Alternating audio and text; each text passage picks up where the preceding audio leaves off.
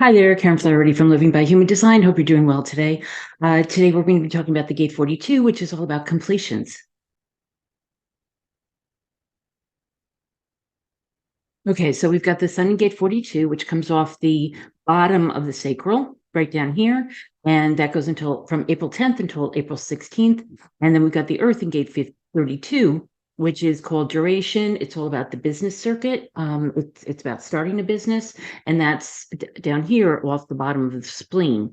So one is off the spleen and one is off the bottom of the sacral, and together, you can imagine how you could be completing things and be in business and have a business. So people who have both of these would tend to be, if they have other parts of their chart that would indicate that, tend to be in businesses. We start the week with no centers defined at all on this chart. And then by Thursday, Mars moves into gate 39 and Saturn is already in gate 55. So that creates this channel here called the channel of emoting, and that will define both the root center and the emotional solar plexus. So after Thursday and this goes until April 23rd, this will stay find that'll make us all feel a little bit emotional, perhaps a little more grounded because of the root, but also a little more emotional because of the solar plexus being defined. So with the Sun in Gate 42, it's also called increase or growth in the original I Ching. And so this is, again, why we kind of put it together with business. It's the expansion of the resources which maximize the development of full potential. And specifically in line 5, if you have the 42 in line 5, that growth is self-fulfilling and naturally leads to influence. So it's a very kind of influential energy. The whole idea is that it's in cycles. It's part of the channel of cycles. If you had the other half of that, which is the gate 53 and the 42, your life would theoretically be in cycles, usually 5, 7, and 9 year cycles. The average is around 7 years, but you'd see that it would go through these cycles. And that's why we call it completions, because this gate is all about kind of ending one cycle and starting another, which is why it's called increase, because basically you leave one thing that you've been doing and you go on to another. You leave one relationship, you leave a job, you leave, a country, you leave whatever it is behind, you let go, and then you move on and you try something new. And that's why it's called increase. So the incarnation crosses this week are the cross of the Maya, completion, and limitation. And in quantum design, this is called conclusion. So the gate 32, as I said, it's about duration. It's about starting a business, having a business, being in business, and it's duration and continuity in the original I Ching is part of the business circuit. So basically the only thing that endures is change, right? The instinctive awareness to accept change and transformation. Whether you have a business, whether you have some other project that you're involved in, it's always going to be changing. You can depend on that. And that's what this gate is about also. In the gene keys, failure is the shadow, preservation is the gift, and veneration is the CD. And in quantum human design, we call this one endurance. So in the gene key 42, the shadow, or the lowest expression of this, is expectation. And that sounds a little funny. I had to actually do a little more digging myself, because I don't think of expectation as being the low level of anything, right? Expectation is, if you know about the law of attraction, expectation is what helps you to have the intention that you want to get somewhere, right? The idea here is that the expectation is so specific that you both don't have a detachment associated. There's attachment associated with it as opposed to detachment. And you have such a small vision of what that expectation looks like that you can't see the other possibilities. And so that's why it's a very constricted type of shadow here. The repressive side of this is grasping, where people are kind of grasping at whatever they can get, expecting the things to happen. And then the reactive side is being a little flaky, where nothing gets completed, right? The gift is detachment, and that's why you get to the level of having an expectation, but without attachment. And then the CD is celebration. The highest level would be celebration in its purest form. And so he says in the quote below that celebration is the direct manifestation of true awakening. And in the graphic, he said the true purpose of expectation and disappointment is to teach us the rare art of letting go.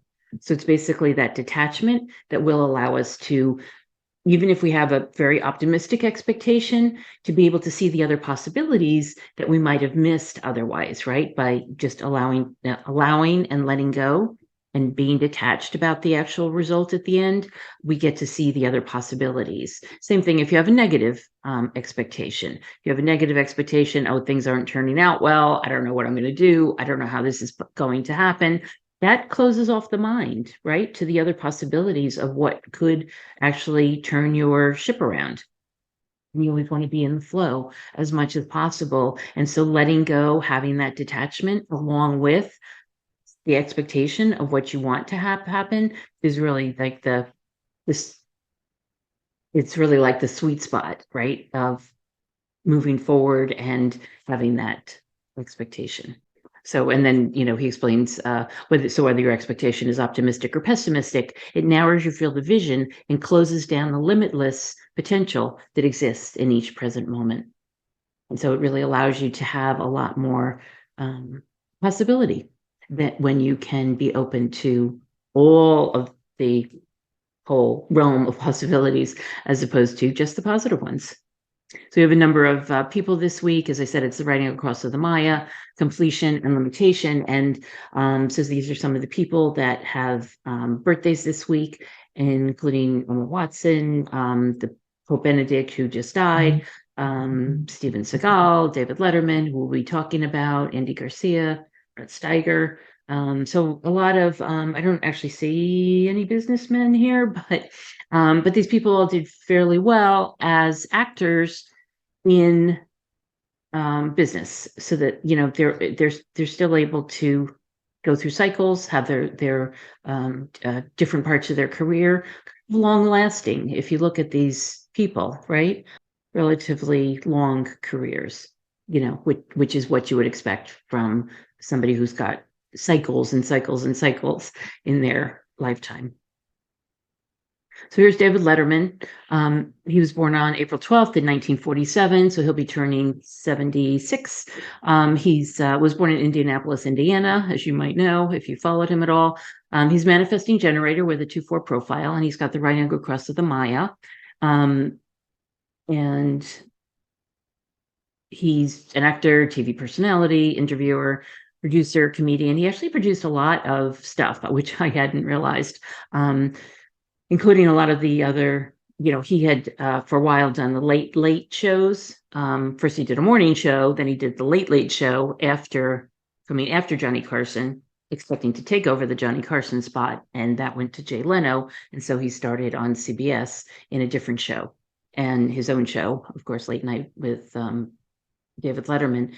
And then he produced a number of the other and comedians who came after that, Craig Ferguson and a number of others who actually had fairly long slots. Basically, he was a late night show host for 33 years. He's won 12 Emmys out of over 67 nominations in different categories. And if you've seen him recently, he's on Netflix with his This Next Guest Needs No Introduction. And he's also been doing some, also on Netflix, some comedy specials with new young comedians. So he's still got a sense of humor. He's, well into his 70s now, but he's got the energy to do what he's been doing. He really didn't like retirement very much. And fishing was great for a while, but he needed to get back and do something. So here he is back on Netflix, and he's a manifesting generator, so it's no surprise. And he's got the entire channel in black, which means he's completely conscious. He's always, basically probably always known that he's a manifesting generator. He's got that energy in the sacral, and then he's got the throat energy, and he can be heard. Does have completely open head and ajna, which allows him to have, I suspect, all these bizarre thoughts that he has and come up with these comedic ideas that he has over the years. Of course, he's had a lot of help. A number of his producers have gone on to be quite well known in their own right. But he's got just 3 channels here. So he's got this channel of charisma. He's got the channel of talent from the spleen up to the throat.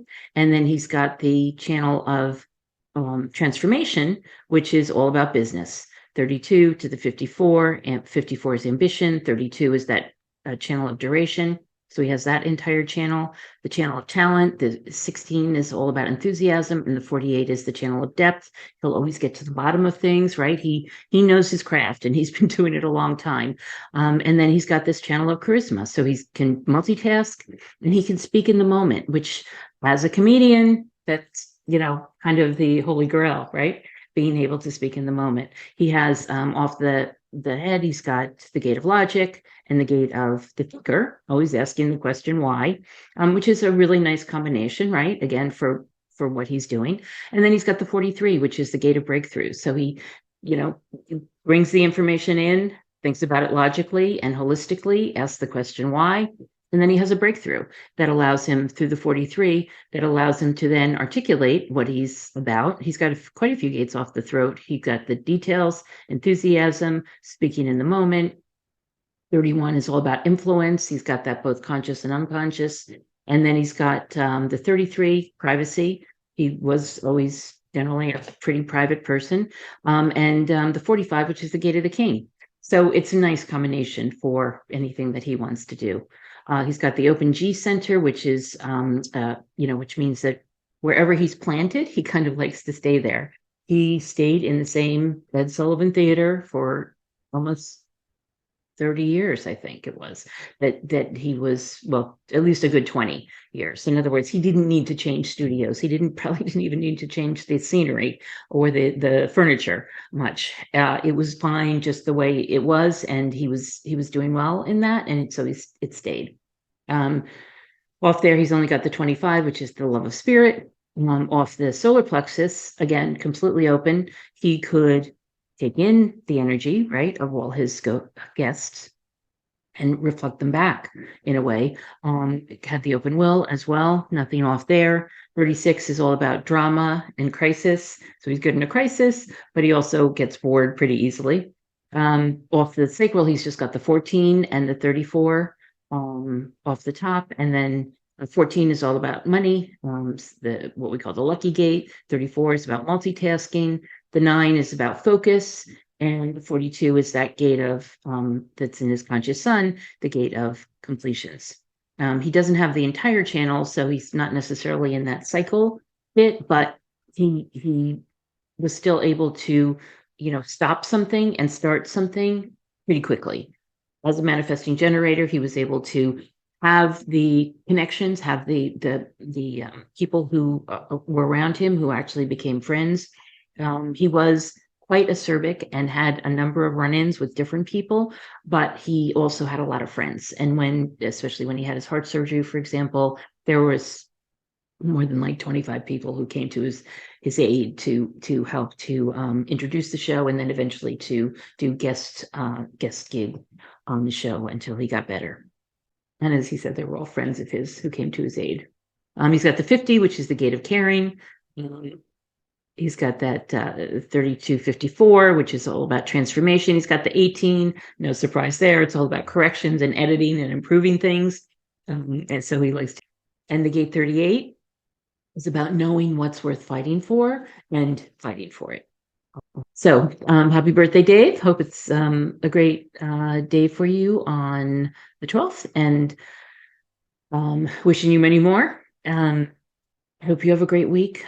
Think about the things that it might be time to complete, or complete and start again, or just start again, right? It could be just time to move on from something, let go, detach from something, and move on to the next thing. So I hope you have a great week, and I will see you next time. Be well.